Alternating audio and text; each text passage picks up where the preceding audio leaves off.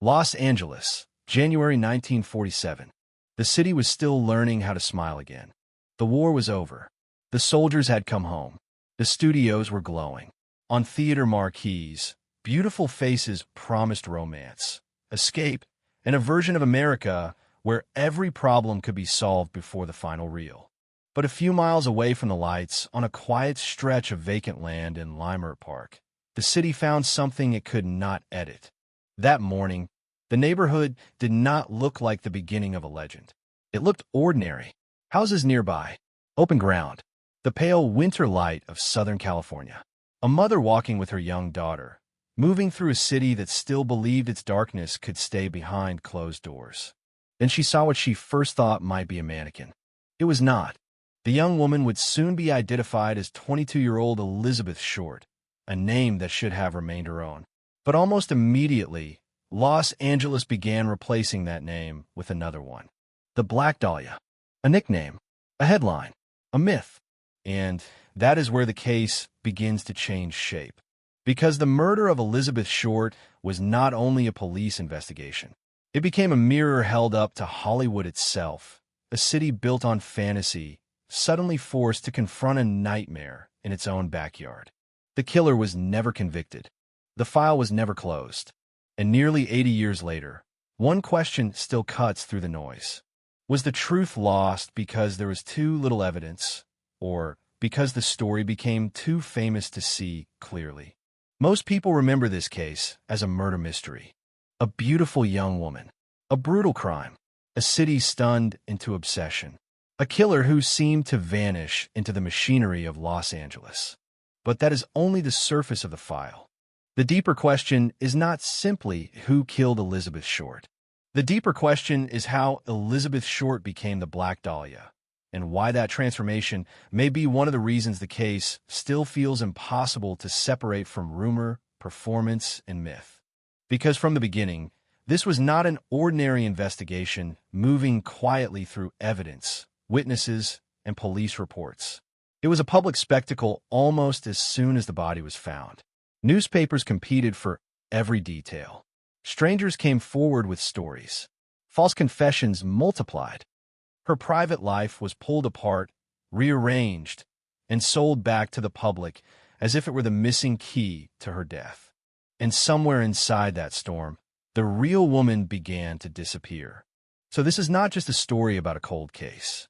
It is a story about Hollywood, publicity, violence, and the strange power of a name invented after death. To understand why the Black Dahlia case still haunts America, we have to go back before the headlines, before the theories, before the legend hardened around her. We have to go back to the world Elizabeth Short entered and the city that was waiting for her. Before Elizabeth Short became a police file, she was a young woman moving through a country that had just stepped out of war and into a new kind of hunger. America in the mid-1940s was changing quickly. The war had ended, but the emotional machinery of the war years had not simply shut down. Men returned from military service, carrying memories they did not always know how to speak about. Women who had worked, waited, moved, and survived through the war were being pushed back toward old expectations. Cities were crowded with people trying to restart their lives, but no one was restarting from the same place. Los Angeles, more than most cities, knew how to turn uncertainty into a dream. It was not just a place. It was a promise. The sunlight, the studios, the nightclubs, the rooming houses, the movie theaters, the photographs and magazines, all of it suggested that a person could arrive unknown and somehow become visible. For young women especially, Hollywood carried a dangerous kind of magnetism. It did not guarantee fame. It barely even offered access, but it allowed people to believe that proximity to the dream might eventually become the dream itself. Elizabeth Short came out of that world of movement and possibility. She had grown up far from Hollywood, in Massachusetts, and her life before Los Angeles was marked by instability, illness, family disruption, and a restless search for place. Like many young people of her generation, she moved through different cities, different social circles, different hopes. She was not a movie star. She was not a confirmed actress on the edge of a breakout role. despite the way a later myth would sometimes dress her life in studio lighting. That distinction matters, because after her death, the public would be encouraged to see her as a symbol before it saw her as a person. The name Black Dahlia made her sound designed by Hollywood itself, glamorous, fatal, mysterious, almost fictional. But Elizabeth Short was not a film noir character. She was 22 years old. She had friends, disappointments, insecurities, ambitions, and gaps in her life that people later filled with whatever story suited them best. And Los Angeles was ready to do exactly that. By 1947, the city already understood scandal as a form of currency. The line between crime reporting and entertainment was thin. Newspapers fought fiercely for attention. A shocking murder was not only a public safety matter, it was a circulation event. Editors knew that beauty, youth, mystery, and violence could hold a city in place. They knew that a victim could become a headline faster than she could be understood. This was the world before the mystery fully formed. A young woman looking for stability in a city built on illusion. A press culture hungry for a story. A police department about to face one of the most visible murder investigations in American history. And beneath all of it, a dangerous contradiction. Hollywood sold the fantasy that anyone could be seen, but being seen in Los Angeles did not always mean being protected. For Elizabeth Short, that contradiction would become fatal. By the time her body was found in January 1947, the city did not simply inherit a crime. It inherited a blank space. The final days of her life were not cleanly documented. Her movements were not fully understood. The people around her could offer pieces, but not a complete map. And in a city that hated empty space, those gaps would not remain empty for long. They would be filled by newspapers, then by rumors, then by suspects, then by books, films, theories, and generations of people who believed they were getting closer to the truth, even as the woman at the center of it all became harder to see. On the morning of January 15th, 1947, the story broke open. A woman named Betty Berzinger was walking with her young daughter through a residential area of Leimert Park when she noticed something strange in a vacant lot near Norton Avenue. At first, the shape seemed unreal, almost staged. In a city where movie props and studio illusions were part of the atmosphere, the mind reached for the least horrifying explanation. A mannequin. Then reality caught up. The body of a young woman had been left in the open, positioned where someone could find it. She had no identification on her. Whoever she was, she had been separated from her name before the city ever learned it. Police arrived. The area was secured, at least as much as it could be secured in a city already beginning to feel the pull of spectacle. Detectives faced a scene that was difficult not only because of its brutality, but because of what it seemed to imply. This did not look like a panic disposal. It did not look like a killing hidden in haste. The placement, the condition of the body, and the lack of immediate identification all suggested something colder, something more controlled. But before investigators could fully contain the case, the city began to consume it. The victim was identified as Elizabeth Short. Her fingerprints helped confirm who she was. That alone was an important fact, because without identification, the case might have entered history differently. One more unknown woman, one more unsolved death in a growing city. But once she had a name, the machinery around the case accelerated. Then came the press. The newspapers did not simply report Elizabeth Short's death. They built a public image around it. The nickname Black Dahlia spread, giving the case a cinematic darkness that the public could instantly remember. In one sense, the name made the victim visible. In another, it began erasing her. Elizabeth Short became easier to mythologize than to understand, and the investigation was quickly surrounded by noise. Tips came in. Leads multiplied. People claimed to have seen her. Others claimed to know something. Some claimed far more than that. In the years that followed, and even in the early rush of the case, false confessions and unreliable claims would become part of the fog surrounding the file. Every famous unsolved case attracted attention, but this one attracted performance. People wanted to be near the mystery, even if they had nothing true to offer it. That was one of the first breaks in the case. Not the murder itself, but the speed at which the investigation became public theater. Detectives were not only chasing a killer. They were chasing truth through a storm of headlines, speculation, witness uncertainty, and manufactured drama. The more the city stared at the case, the harder it became to know whether it was seeing evidence or only seeing the image that had already been created for it. The official work continued. Police looked into Elizabeth's contacts, her recent movements, her relationships, her final known days. But the timeline refused to become clean. There were sightings, fragments, and partial accounts, but no single uninterrupted path that carried her from life into death. Somewhere in that gap, the killer had entered. That is the point where the Black Dahlia case became something larger than a homicide investigation. A young woman had been murdered. That was the central fact. But around that fact, everything else began to distort.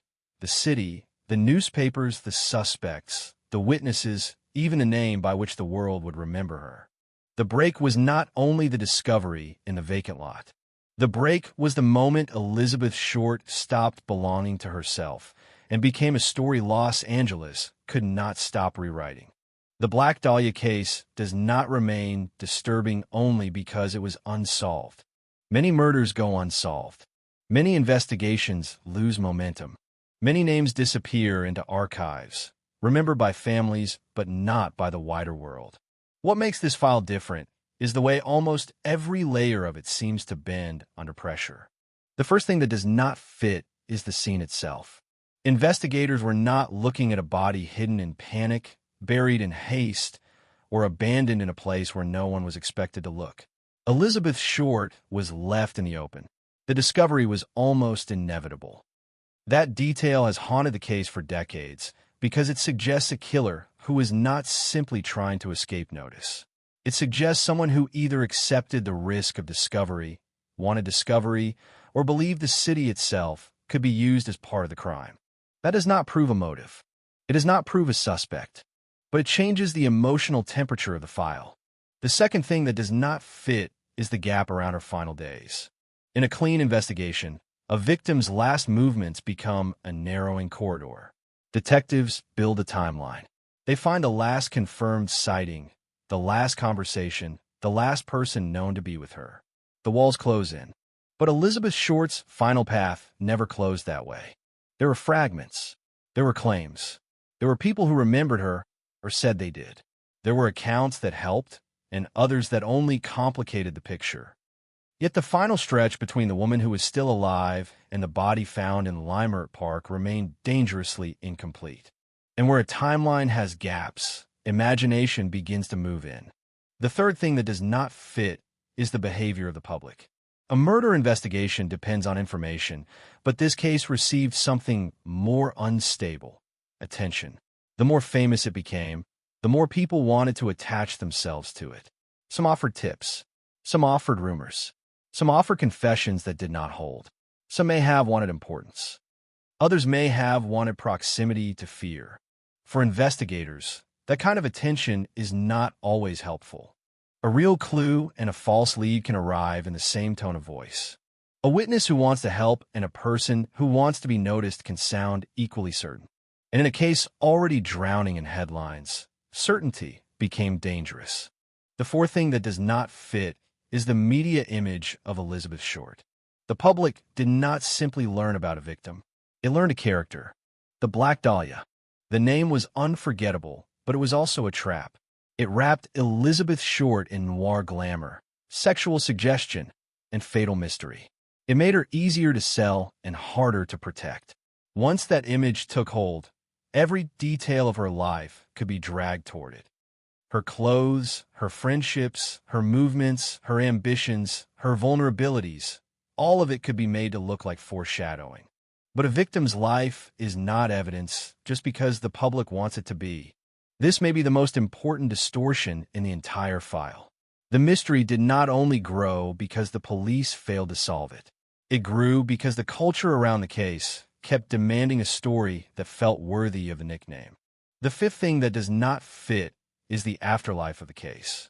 Over the decades, the Black Dahlia murder has attracted books, films, documentaries, private investigations, suspect theories, and confident declarations that the truth has finally been found. Some theories are carefully argued. Others are built on coincidence, family rumor, or the seductive power of a dramatic ending. But none has produced a conviction. That is the cold center of the case. The file is not empty. It is crowded. Crowded with evidence, rumor, memory, ambition, performance, and myth. And that may be why it still feels unresolved in a way that is almost unique. The Black Dahlia case is not a mystery sitting in silence. It is a mystery buried under noise. The question is not only what happened to Elizabeth Short. The question is how much of what people think they know was built after she could no longer speak. Every famous unsolved case eventually develops two files. The first is the police file. The second is the public file.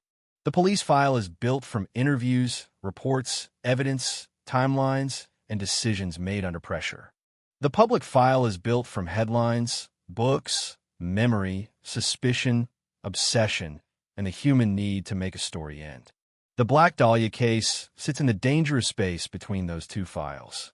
Over time, theories have gathered around Elizabeth Short's murder like shadows around a street lamp. Some are grounded in reasonable questions. Some are emotionally powerful but evidentially weak. Some survive because they offer what the official case never could: a face, a motive, a final sentence. The first explanation is the most basic and, in many ways, the most difficult to dramatize. Elizabeth Short may have been killed by someone who knew her, or at least someone who gained access to her through the fragile social world she was moving through. This is not an exotic theory. It is not cinematic in the way later versions of the case would become cinematic. But it has a certain grim logic. Many victims are harmed not by monsters emerging from nowhere, but by people who enter their lives through familiarity, trust, opportunity, or manipulation. That possibility matters because Elizabeth's final days were not sealed inside a clear timeline. She had contacts, acquaintances, places she passed through, people who may have seen her, people who may have misunderstood her, and people who later remembered only fragments. If the killer came from somewhere inside that unsettled social orbit, the case becomes less like a noir fantasy and more like something colder. A young woman moving through a city where one wrong encounter could become fatal. But the problem is obvious. A theory based on access is not the same as proof. The case did not produce the kind of confirmed chain that could move cleanly from last contact to suspect to courtroom. It produced questions. And questions, even strong ones, cannot convict the dead or the living. The second explanation looks at the nature of the crime itself. For decades, people have wondered whether the killer had some kind of unusual composure, knowledge, or ability to control the scene. The way Elizabeth Short was found has led many observers to believe that this was not simply a spontaneous act followed by panic. It seemed organized enough, deliberate enough, and disturbing enough to make people search for a more specific kind of offender. That search has fed some of the case's most famous theories. A doctor, a surgeon, a sadist, a person with law enforcement knowledge, a hidden predator moving through Los Angeles behind a respectable face. These possibilities are compelling because they seem to match the atmosphere of the case.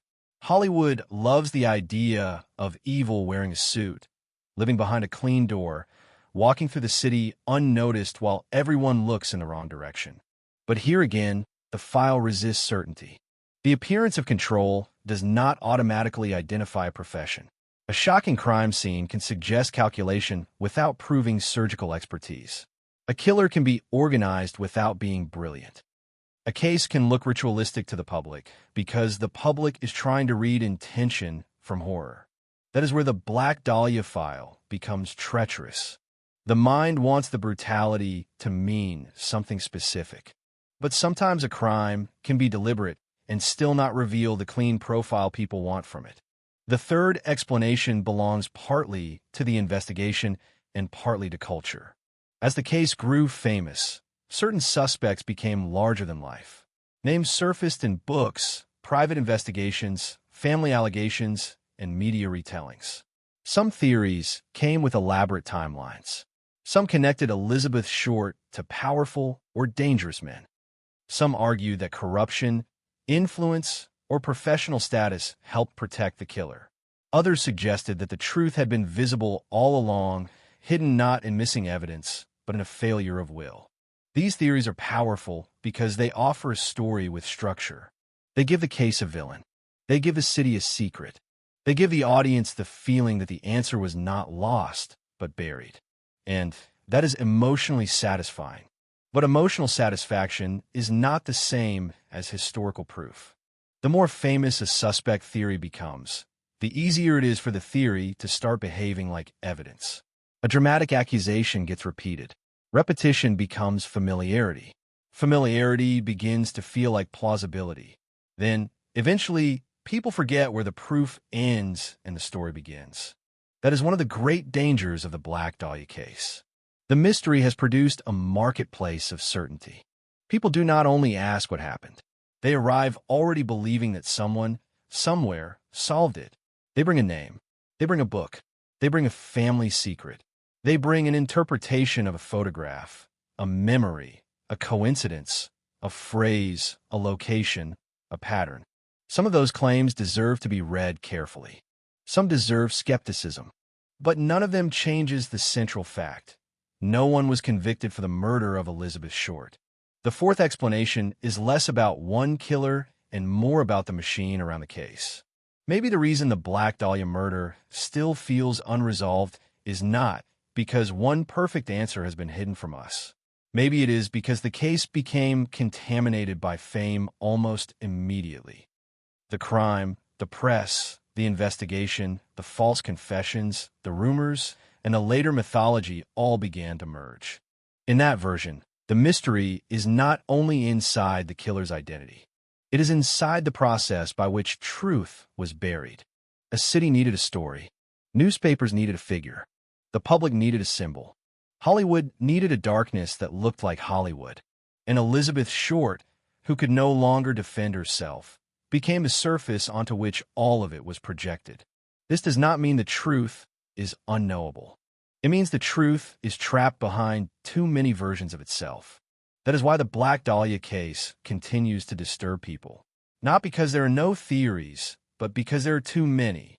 Not because the file is silent, but because it has been speaking in competing voices for nearly 8 decades.